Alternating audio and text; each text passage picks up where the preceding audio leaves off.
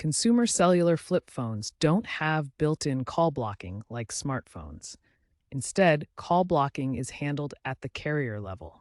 This means you need to contact Consumer Cellular to block unwanted numbers. Because flip phones lack app support or internet access, blocking must be done by calling customer support. You can block up to 10 numbers per line at no cost. When a number is blocked, the caller may hear a message or get disconnected.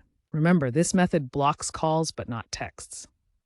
First, identify the number you want to block from your call log. Then, call Consumer Cellular customer support at 1-800-333-6622 and ask them to block the number. Be prepared to provide the specific number you want blocked. After requesting the block, it can take between 1 and 24 hours to activate. To unblock a number, repeat the process. Users with access to a computer or smartphone can also log into their Consumer Cellular account at consumercellular.com to manage blocked numbers, but this is not possible directly from the flip phone.